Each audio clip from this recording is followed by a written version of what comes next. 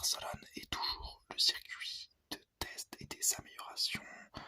Test parce qu'on voit beaucoup de grilles, vous voyez les grilles qu'on met sur les Formule 1 pour prendre certaines données. C'est très souvent à Barcelone qu'on voit ça. Et des améliorations puisque on est proche des usines et c'est assez bien placé dans le calendrier, pas en début de saison, à peu près vers la moitié de saison. Ça peut permettre donc des améliorations qui peuvent être importantes et c'est souvent ici qu'on les voit arriver. Pour preuve, beaucoup d'équipes ont apporté un petit package d'améliorations. La piste reste bien connue des pilotes et ils partent donc assez rarement à la faute, sauf en FP3 où la pluie arrive et va provoquer un red flag à cause de Sargent qui va sortir. Et donc cette pluie qui va arriver va provoquer quelques sorties malencontreuses de pilotes. La FP1 est dominée par Verstappen en 1.15, Perez est en 1.16, comme Ocon. En FP2 c'est encore Verstappen, cette fois-ci en 1.13 avec un Alonso en 1.14 et un Hülkenberg en 1.14 également. Et la FP3 c'est Verstappen en 1.13 et Perez en 1.13 avec un Hamilton en 1.14 avant que la pluie n'arrive. Et sous la pluie je crois que c'est Alonso qui a fait le meilleur temps. Avec des configurations pluie, je parle. La qualification. En Q1, le red flag est déployé après quelques minutes car il y a trop de gravier sur la piste. Et à la reprise, Leclerc n'a aucun rythme et est éliminé en Q1 avec les Williams, Magnussen et Valtteri Bottas. Tandis que Sergio Perez passe à 1/10 de l'élimination face à Bottas. En Q2, Perez part à la faute dans les graviers et se met donc sous pression lors de son dernier passage, qu'il ne passera pas d'ailleurs. Il est à 51 millième de la Q3, mais donc il ne passe pas. Et avec les AlphaTauri, Joe et Russell, ils sont éliminés. Une hécatombe chez les gros, puisque Russell c'est une Mercedes et ça doit passer en Q3 une Mercedes. En Q3 justement, au premier passage, Verstappen prend la pole provisoire 9/10 plus vite que Hamilton, deuxième. Au second passage, Verstappen n'améliore pas et rentre même au stand, la pole position en poche. Il est devant Sainz et un très joli Norris en P3. La grille de départ, Verstappen est premier, Sainz est deuxième, Norris est troisième, Hamilton est quatrième, Stroll est cinquième, Ocon est sixième, Hülkenberg est septième, Alonso est huitième, Piastri est neuvième, Gasly est dixième, 6 places de pénalité pour avoir gêné 2 fois des pilotes en piste lors de cette qualification. Perez est 11e, donc Russell est 12e, Joe est 13e, De Vries est 14e, 15e c'est Tsunoda, Bottas est 16e, Magnussen est 17e, Albon est 18e, Sargent est 19e, il partira des stands devant Leclerc 20e qui part également des stands. La monoplace de Charles a été totalement refaite, tous les settings ont été refaits pour essayer de trouver le problème qui a donné une place aussi mauvaise sur la grille, puisqu'il était 19e avant en Q1, donc là il prend le pit pour finir dernier et pour partir des stands, mais donc ils ont essayé de trouver les problèmes, c'est pour ça qu'il partira des stands, ils ont brisé le parc fermé. Et maintenant on peut parler de la course. La course est un bon départ de Verstappen qui défend bien sur Sainz, alors que derrière Ocon passe Norris qui a d'ailleurs des dommages puisqu'il a tapé avec Hamilton. Il va d'ailleurs passer au stand à la fin du premier tour pour changer d'aileron et de pneus. Il prend des pneus durs, peut-être une stratégie à un seul arrêt pour le Britannique. Les premiers tours sont finalement assez calmes et voient Verstappen s'échapper devant alors que Sainz et Stroll le suivent difficilement.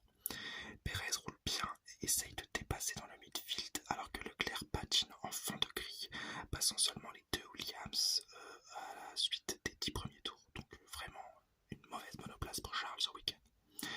Les pilotes se débarrassent rapidement de leurs pneus soft, parce que la plupart sont pneus soft autour du tour 10 et le tour 14. Énormément d'arrêts au start sont effectués pour des médiums et des hards. En tour 26, Russell pit en dernier dans les pilotes normaux. J'entends pilotes normaux, Verstappen, Perez exclus, puisque les seuls Verstappen et Perez sont devant premier, deuxième, et eux ne sont toujours pas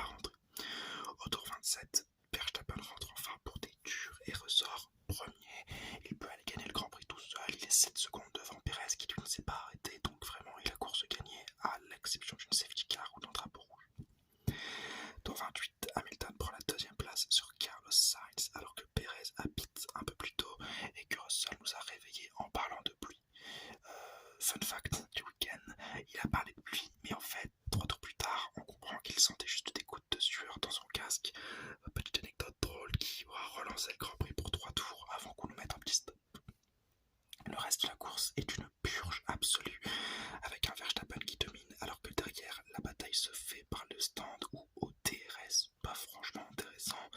Au tour 50, Hamilton et Russell vont se battre en soft avec 6 secondes d'écart jusqu'à la fin. Et au tour 51, Ocon se décale très dangereusement sur le local de l'épreuve Alonso, qui le passera tout de même. Au tour 65, Tsunoda est pénalisé de 5 secondes pour avoir dérangé Joe dans son dépassement au premier virage. Et cette pénalité va offrir indirectement une petite bataille entre Leclerc et Gasly qui sont côte à côte pour la 11e place qui se soldera par une victoire de Gasly sur son ami et qui lui offrira donc le point de la 10e place puisque Tsunoda est pénalisé. Et au tour 66, Verstappen remporte une victoire sans partage devant les Mercedes sur ce circuit de Catalunya avec une grille d'arrivée que je vais vous donner tout de suite. Verstappen premier, meilleur temps en course, Hamilton deuxième, Russell troisième, Perez quatrième, Sainz cinquième, Stroll est sixième, Alonso est septième, Ocon est huitième, Joe est neuvième, Gasly est dixième, Leclerc est onzième, Tsunoda est 12e, Piastri 13e, De Vries 14e, Hülkenberg 15e, Albon 16e, Norris 17e, Magnussen 18e, Bottas 19e et Sargent 20e. Aucun DNF à déclarer. Les enseignements de cette course, Verstappen est trop rapide, mais vraiment trop rapide. Il a été intouchable. Je crois que c'est un grand chelem qui nous a fait ce week-end, donc vraiment exceptionnel. Surtout que les grands chelems actuellement, c'est très rare d'en faire. Grand chelem, c'est meilleur temps en essai, meilleur temps en qualification, meilleur temps en course, et avoir dominé toute la course sans jamais avoir été deuxième en ayant toujours été premier. Donc vraiment Verstappen exceptionnel. Je ne pense pas qu'il puisse battre le record de James Clark qui est de 14 Grand Chelem je crois, mais parce que c'était une autre époque et que James Clark était aussi un ovni comme Verstappen d'ailleurs. Ça contraste d'ailleurs totalement avec Perez qui est moyen. Voilà, j'ai dit tout fast pour Verstappen, bah Perez tout moyen. Une qualification à chier, vraiment mauvais comme d'habitude en qualif en ce moment. Comme d'habitude, actuellement il n'est pas aussi mauvais. Et une course où il aura passé son temps à remonter, où il n'aura pas réussi à les catcher les Mercedes. C'est dommage pour Perez qui se disait être dans la lutte au titre. Pour Ferrari par contre c'est la chute totale. Une qualification ratée pour Leclerc à cause de mauvais edging. Un Sainz P2 au départ mais qui finit P5. Une course moyenne pour Ferrari à oublier. Mercedes l'a remontée, vraiment un P4, P12 au départ et un double podium à l'arrivée. Une voiture performante qui bat les Aston Martin ce week-end. Franchement, très très bien joué. Aston Martin, justement, une bonne ambiance, puisque un Stroll qui finit 6ème, bon il partait 5ème, il a été dépassé par Sainz et Perez, c'est pas très grave, et Alonso qui finit 7ème, lui qui s'était qualifié 8ème, il gagne une place, et une fin de Grand Prix où Alonso se refuse à aller attaquer Stroll, il le dit même à la radio, vous inquiétez pas, je l'attaque pas, je creuse juste le cap avec le mec derrière.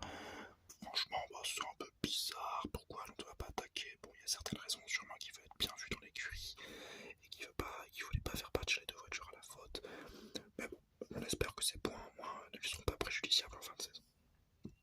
Alpine, ouais, ouais, effectivement, ouais, c'est le cas de le dire. Une qualification d'Ocon 6ème et un Gasly 10ème, hyper pénalisé. Vraiment, les Alpines, ils ont pas de chance sur les pénalités cette saison. Et une course qui se solde par une P8 et une P10. Bon, c'est pas exceptionnel, mais bon, on peut pas demander mieux pour l'Alpine ce week-end. Et les McLaren, un peu pétard mouillé, vraiment. Une qualification P3, P9, exceptionnelle pour la voiture qu'ils ont. Et une course finie en P13, P17, tout à fait décevant pour les McLaren. Et enfin, dernier petit point sur un pilote, c'est Guan Yu Zhou dans les points, 9ème place pour le pilote chinois. Je suis très content, vous savez que j'aime bien Alfa Romeo. Et il a fait une très bonne course, il s'est bien battu, il finit devant Leclerc et devant des pilotes qui avaient peut-être un meilleur rythme que lui. Tsunoda qui a été pénalisé et Gasly qui avait quand même une meilleure voiture que lui. Donc je suis très content pour Guan Yu Zhou. Et enfin, pour parler du week-end, c'est un week-end moyen, voire mauvais. Pas de spectacle, pas d'événement, une piste un peu monotone.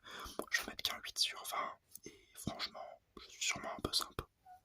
Un double header, c'est composé de 2 grands prix et on va maintenant parler du deuxième, le Grand Prix du Canada, 8ème Grand Prix de la saison au calendrier depuis 1978.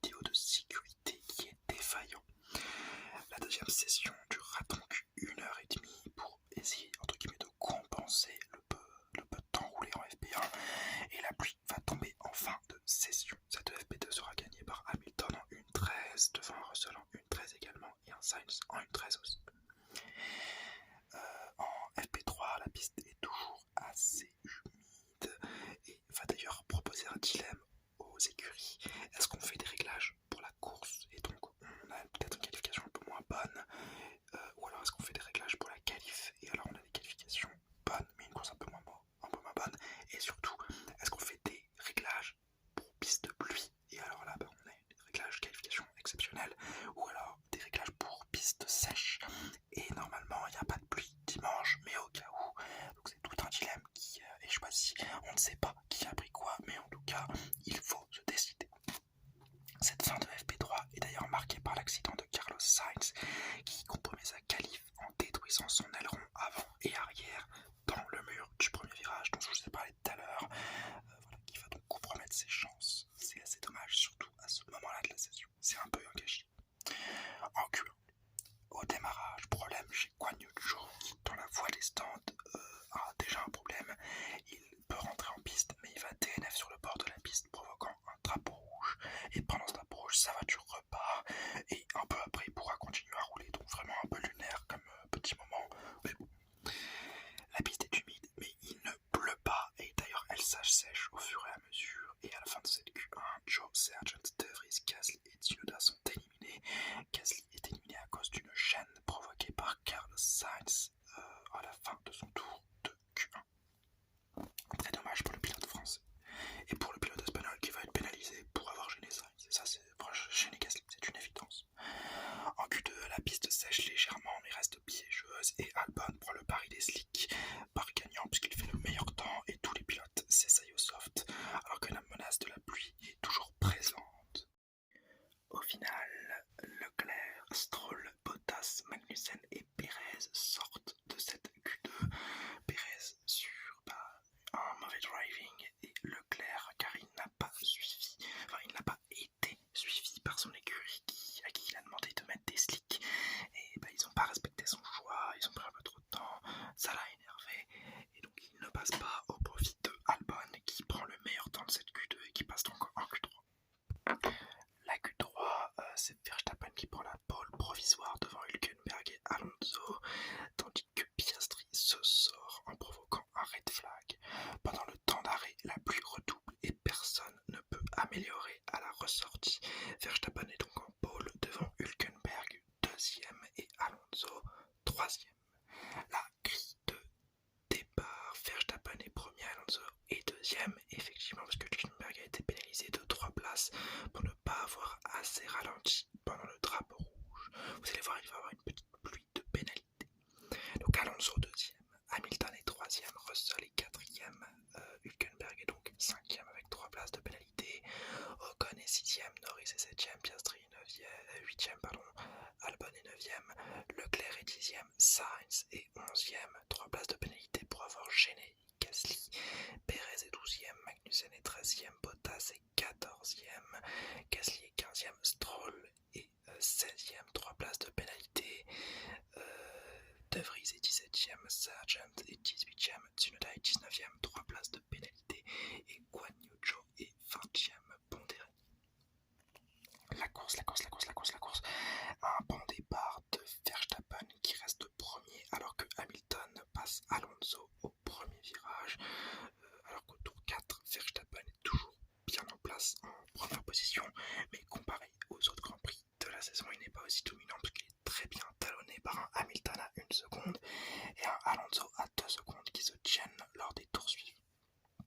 Au tour 7, Sargent DNF sur un problème sur sa voiture qui provoque une virtual safety car puisqu'il se gare à côté de la piste, à côté des marshals, donc ça s'efface assez vite. Au tour 12, Russell tape le mur, cassant sa voiture, surtout sa suspension arrière droite et provoquant une safety car qui fait pit les leaders pour des durs. Mais le Britannique, donc Russell, pit à son tour et peut repartir en piste alors qu'il a lui-même provoqué une safety car avec donc une suspension arrière droite très abîmée. Bon, visiblement ça passe. Seules les Ferrari ne se sont pas arrêtées lors de cette safety car, elles étaient toutes les deux en médium et visiblement c'est une stratégie de la Scuderia, à voir si ça passe. Au tour 17, la safety car s'efface et Verstappen relance bien. Au tour 22, Alonso passe Hamilton au freinage du dernier virage et au tour 35, De Vries freine et emmène Magnussen dans le 4e virage, je crois, dans un échappatoire donc du 4e virage. Les deux peuvent repartir, mais De Vries sera pénalisé de 5 secondes pour avoir drivé dangereusement, je crois. Au tour 40, les deux Ferrari se sont enfin arrêtés et restent P4 et P5 en piste. La stratégie à un seul arrêt est visiblement très intelligente et très performante. à partir du tour 41, ce qui prouve donc que la stratégie Ferrari est viable. Au tour 55, Russell DNF sur un problème voiture, c'est dommage puisque avec une suspension arrière droite cassée, il avait fait une P20 à P8, donc vraiment assez dommage, et le Grand Prix sera plutôt monotone jusqu'au tour 70 où Verstappen va emporter cette course au Canada devant Alonso et Hamilton et les deux Ferrari qui ont tenu bon sur une stratégie intelligente.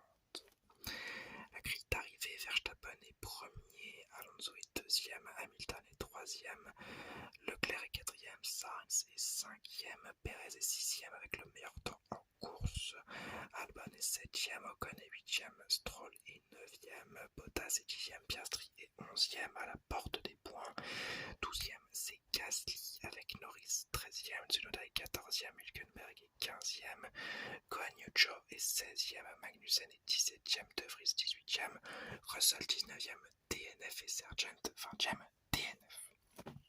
Les enseignements de cette course, Verstappen premier, trop fort, comme d'habitude un petit peu moins dominant que les autres courses, peut-être un début de rébellion chez les écuries assez proches du top, mais faut pas se faire d'illusions, on n'y croit pas vraiment. Alonso et Hamilton, la belle époque parce qu'ils sont là depuis 2007, tous les deux en F1, Alonso encore avant, mais voilà, c'est les vieux de la F1 et ils sont toujours sur des podiums, ce qui prouve que vraiment le talent est intemporel en Formule 1. D'ailleurs en sport automobile, le talent est intemporel, quand on voit des Sébastien Loeb, des Sébastien Ogier, des Scott Dixon et des Will Power en IndyCar, le talent est vraiment intemporel. Ferrari, les montagnes russes, une qualification mauvaise, puisque deux erreurs d'écurie, Sainz qui bloque Gasly et Leclerc qui n'est pas aidé par son écurie, et au final une course exceptionnelle, 4e, 5e, c'est pas les standards qu'on attendait en début de saison, mais c'est très intéressant au vu de la performance de la voiture cette année. Albon, point d'exclamation, bien sûr, Albon, 9e en qualification, une Q2 exceptionnelle et une 7e place à l'arrivée, c'est des points énormes pour Williams, c'est extrêmement important, là où ça dénote un peu avec son coéquipier Sargent qui a DNF et qui a pas fait un super grand prix. Et enfin, pour terminer avec les pilotes, un Stroll qui est assez moyen à domicile, c'est 15e, 16e même en qualification, et une course presque anonyme, 9e au final. Bon, il rapporte des points, c'est ce qu'on lui demande à domicile, c'est vraiment bien, mais on n'est pas au niveau d'Alonso et ça commence vraiment à se voir. Et enfin donc la piste, une très belle piste, j'adore la piste du Canada, j'adore le circuit Gilles Villeneuve, c'est un de mes circuits préférés de la saison comme d'habitude. Malheureusement cette année la course était plutôt moyenne, voilà, après une qualification un petit peu entraînante grâce au météo, la course elle n'a pas amené grand chose, pas énormément de dépassements. Nicolas Todd, l'agent de Charles Leclerc, le disait sur la piste avant le Grand Prix, contrairement à ce qu'on peut croire, il est compliqué de dépasser ici. Il avait tout à fait raison. Donc je vais attribuer la note de 12 sur 20 parce que c'était pas une purge totale non plus, mais c'était pas franchement un immense Grand Prix. Et ça va donc clôturer cette vidéo, ce Doubleheader qui, j'espère, vous aura plu, sur lequel je vais vous laisser avec un Verstappen avec presque 100 points devant son premier rival, une écurie Red Bull déjà quasiment assurée du titre constructeur, mais ne gâchons pas notre attention sur ça et regardons un petit peu plus derrière des Aston Martin, on ne sait pas comment ça va se développer, des Mercedes peut-être en constante amélioration et des Ferrari pouvant peut-être nous surprendre. J'espère que cette vidéo vous aura plu, si c'est le cas n'hésitez pas à liker, commenter